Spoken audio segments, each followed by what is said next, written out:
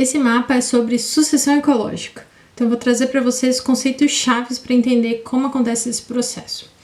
A sucessão primária. A primária seriam aqueles primeiros organismos que vão ocupar um ambiente. Então, se nós temos, por exemplo, uma rocha que recém foi descoberta de um processo, por exemplo, de vulcanismo, e aí nós temos os primeiros organismos que vão tornar esse ambiente habitável, nós temos uma sucessão primária. A sucessão secundária, ela acontece ali de forma secundária, ou seja, vem depois. Então, ela acontece em um ambiente em que uma outra comunidade esteve presente e foi destruída.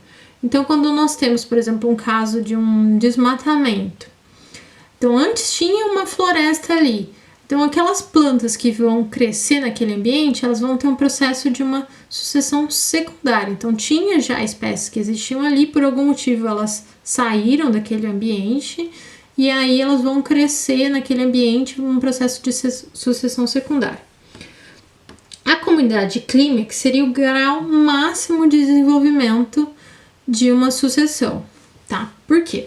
Vamos entender um pouquinho mais aqui sobre os tipos de espécies, as espécies pioneiras e as espécies de uma comunidade clímax. Eu coloquei essa tabelinha aqui, que ela caiu inicialmente no Enem, mas eu achei ela super útil para exemplificar aqui o tipo de espécie e como acontece essa sucessão. As espécies pioneiras, elas chegam primeiro no ambiente. Por que elas chegam primeiro? Porque o habitat, o local que ela consegue sobreviver, ele pode ser instável. Tem alterações de temperatura, de vento, de umidade, de forma mais constante essa alteração. Agora, as espécies de comunidade clímax, não, ela precisa de um ambiente mais constante, né? De um habitat mais constante ali para elas conseguirem crescer e se desenvolver. O potencial biótico numa espécie pioneira ele é muito elevado. Então, quer dizer o quê? Que elas conseguem crescer, se multiplicar, desenvolver de uma forma muito rápida comparado a uma comunidade clímax, né? Então, o tempo de vida dessas espécies também é curto. Elas crescem, assim, desenvolvem de uma maneira rápida, mas elas não conseguem durar muito, tá? E a clímax, não, ela demora, muito tempo para crescer e se desenvolver, mas, em contrapartida, ela consegue durar, às vezes, séculos, né?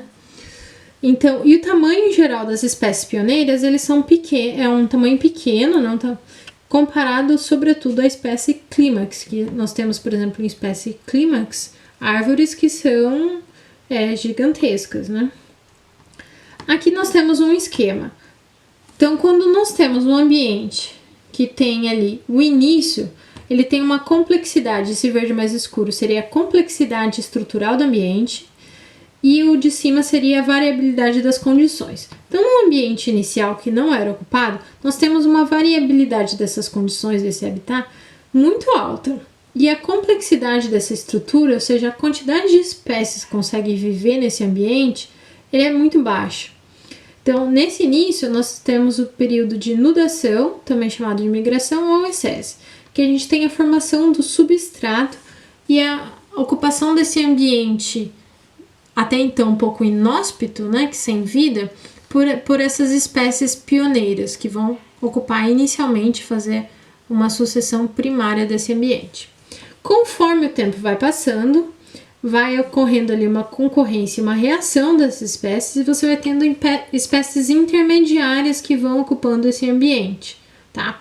Então, a complexidade desse ambiente, ele vai aumentando, que tem cada vez mais espécies que conseguem se desenvolver, que tem relações entre elas específicas, e a variabilidade da condição ali, a variabilidade desse habitat, ela vai diminuindo, até você ter um nível de estabilidade, em que você tem uma complexidade muito grande e uma variabilidade das condições pequena. Aí você tem um ambiente propício ali para ter um equilíbrio dinâmico entre essas espécies e o desenvolvimento de espécies clímax nesse. Então, quando nós temos uma floresta já que está estabelecida numa comunidade clímax, né? Então, o ambiente interno dessa floresta, ele é um ambiente estável. Então, às vezes, o vento, ele fica ali nas bordas dessa floresta, né? Então, se você às vezes está ali no meio da floresta, não vai ter tanto vento. Às vezes, numa chuva, inicialmente não tão forte, às vezes você nem vai perceber que está chovendo, porque ela fica ali no dossel, né? Então, entender como acontece esse processo de sucessão é importante, porque hoje em dia nós temos cada vez, infelizmente, fragmentos florestais, né, pequenos, porque às vezes as florestas estão sendo destruídas, e é um processo muito difícil de recuperar, que leva anos, às vezes até séculos, para você conseguir atingir um outro equilíbrio dinâmico, porque a mesma situação nunca vai ser. Então, se ficou qualquer dúvida, é só deixar nos comentários. O mapa está disponível para download ali na descrição do vídeo. E espero que tenham gostado e até o próximo vídeo.